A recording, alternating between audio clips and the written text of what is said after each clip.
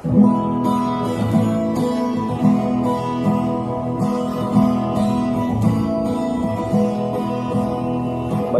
makinig, matuto. Manood, makinig at matuto. May aral natin ang kwento ng bayan ko.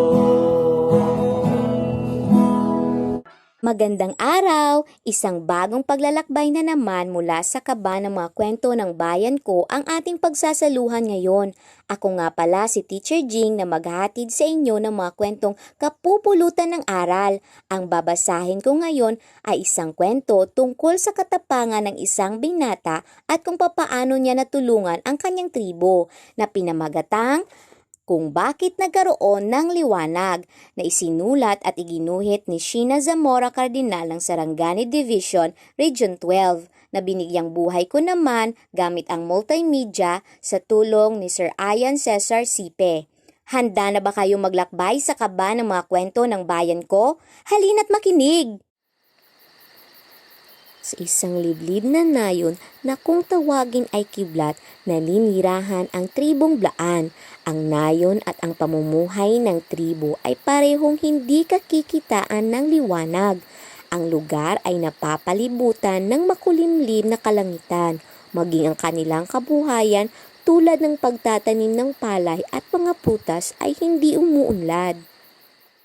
Si Satdu ay kabilang sa tribong Blaan. Siya ay nagtataglay ng pambihirang katapangan at katalinuhan. Sa murang edad ay kakikitaan na siya ng mga natatanging pag-uugali at kakayahan. Dahil dito, ang mga tao sa kanilang lugar, matanda man o bata, ay humahanga sa kanya.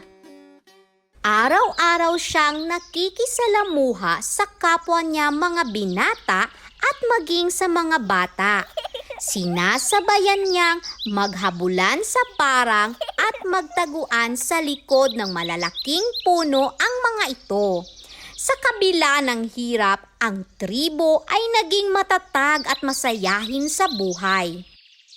Ingid sa kaalaman ng iba, tuwing nakatanaw sa kawalan si Satdu, ay naiisip niya ang mga kakulangang hatid ng kanyang kapaligiran.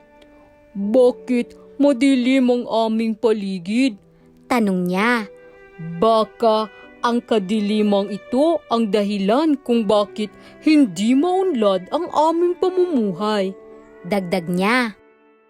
Kinabukasan, nakipagkita si Satdu sa kanilang pinuno upang humingi ng pahintulot at bendisyon sa kanyang gagawing paglalakbay. Nabigla ang pinuno sa sinabi ni Satdu. Anong paglalakbay at bakit mo nais na maglakbay sa kadiliman? Tanong ng pinuno. Ako ay maglalakbay upang hanapin ang solusyon sa kadilimang ating nararanasan.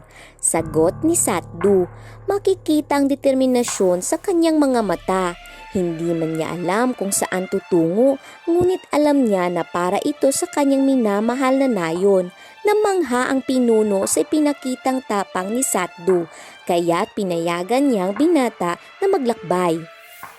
Makalipas ang ilang linggo mula nang siya ay umalis sa kanilang nayon, hindi pa rin alam ni Satdu kung saan siya dadalhin ng tadhana. Habang namamahinga ang binata sa isang malaking bato, may matandang babaeng nadapa sa kanyang likuran. Nang lumingon siya, nakita niyang matandang babaeng nakasuot ng mahaba at maruming bestida at itim na talokdong. Binuhat ni Satdu ang matanda at pinaupo sa malaking bato. Tinanong na matanda ang binata kung bakit ito naroon sa gitna ng kagubatan. Hinahanap ko ang magiging liwanag ng aming nayon mula sa kadiliman. Magalang na sagot ng binata. Ang iyong hinahanap ay matatagpuan mo doon. Walang pagdadalawang isip na sambit ng matanda. Napatitig ng malalim si Satdu sa kausap, ngunit hindi na ito nabigyan ng pagkakataong makapagsalita dahil bigla na lang nawala ang matandang babae.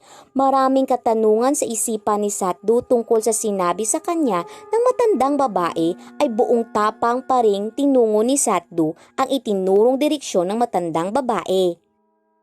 Habang nakatayo sa tuktok ng bundok ay naaninag ni Satdu ang kakaibang bagay na hugis bilog na lumulutang sa hangin. Ang bagay na sa buong buhay niya ay ngayon niya lamang nasilayan.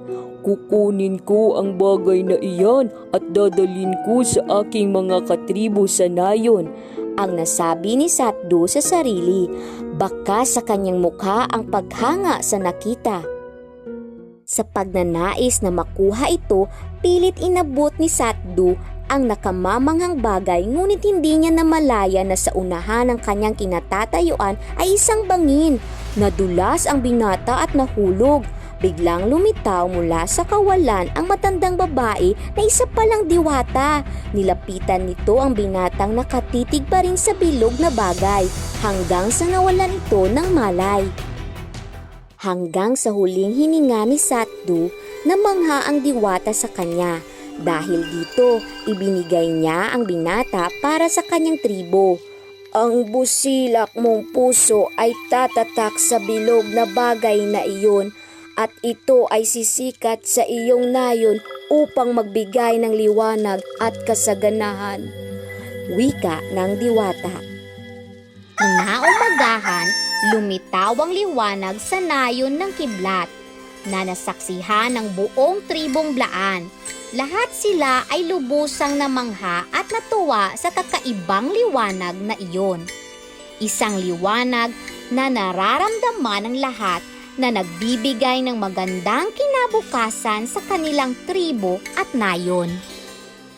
Naalala ng pinuno ang binatang si Satdu, kaya naman nasambit niya ang pangalan ng binata. Inulit ng inulit ng mga bata maging ng mga matatandang Blaan ang pangalan hanggang sa naging Du na lamang sa paglipas ng panahon. Mula noon, tinawag ng tribong Blaan ang liwanag na Du. Ang Du na naging daan sa pagkakaroon nila ng masaganang ani at magandang pamumuhay. Higit sa lahat, ang Du ay siyang naging alaala sa katapangan at kabutihan ng binatang si Satdu. At doon nagtatapos ang ating kwento. Hanggang sa muli, paalam! Ang kaban ng mga kwento ng bayan ko ay mula sa amin ng Bureau of Learning Resources at ng mga Learning Resources Management Section ng Kagawaran ng Edukasyon. Manood, makinig at matuto.